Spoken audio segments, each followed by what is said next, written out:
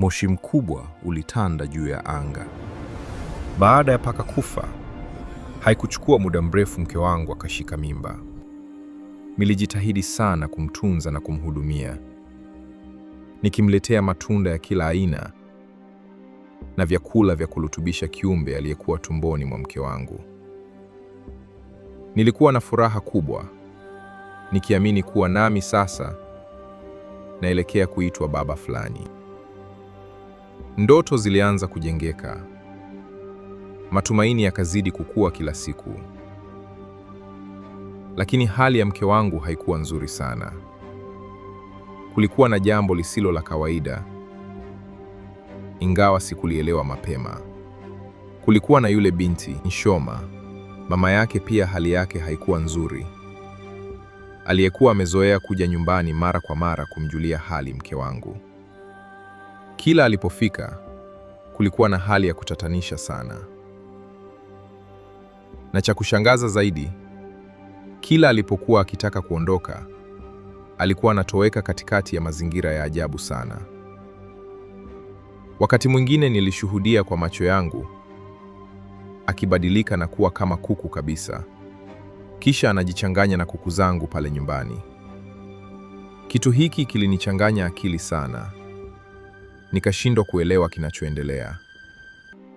Kulikuwa na kuku mmoja mwekundu ambaye hakimbii watu kabisa.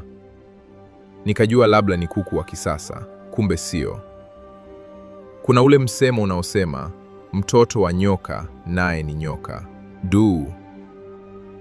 Kumbe hata Nshoma naye ni mchawi kama mama yake.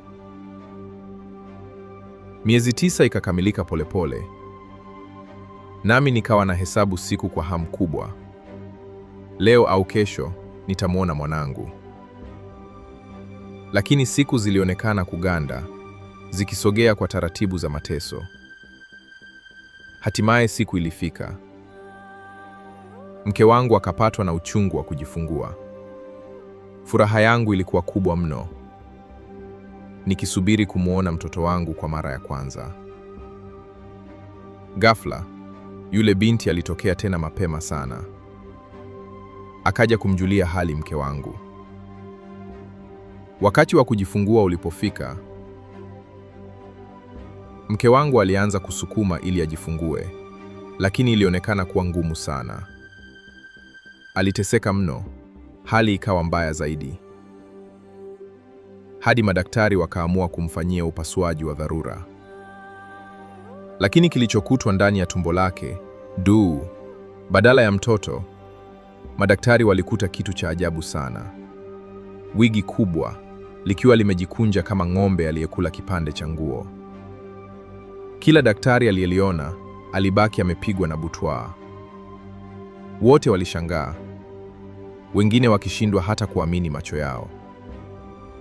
Walianza kuja mmoja baada ya mwingine kushuhudia tukio hilo la kushangaza.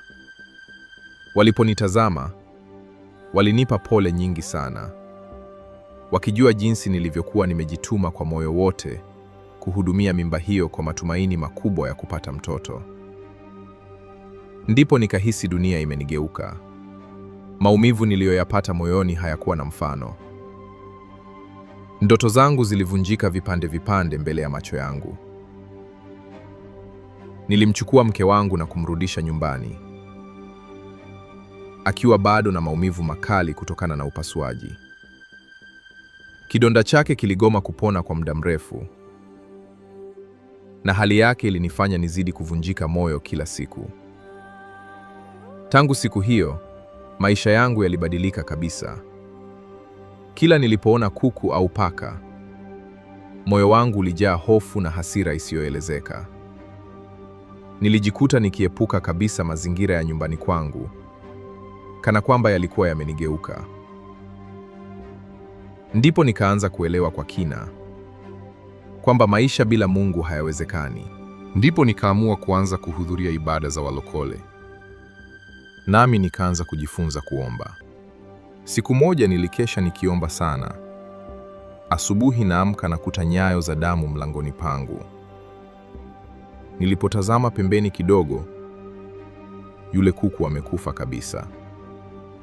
Nikasikia sauti kama ya mtoto ikisema, una vita kubwa sana katika ulimwengu wa roho, na wewe unaonekana unatesa wachawi wa hiki kijiji kwa maombi unayoyaomba. Ghafla sauti ilinyamaza kabisa, nami nikitetemeka kwa sababu sauti hiyo haikujulikana inatoka wapi. Lakini mke wangu yeye alikuwa mgumu sana kuamini juu ya Mungu. Kwa hiyo ndiyo maana wachawi walikuwa wakipitia kwake. Ndugu zangu mnaofuatilia simulizi za Pasco, mmejifunza nini kupitia simulizi hii? Basi usisahau kuandika neno pamoja ili upate simulizi mpya pindi tunapoweka simulizi nyingine. Pia gusa alama ya mkono iliyoandikwa like, kisha ni follow ukishafanya hivyo. Tukutane tena katika simulizi ijayo.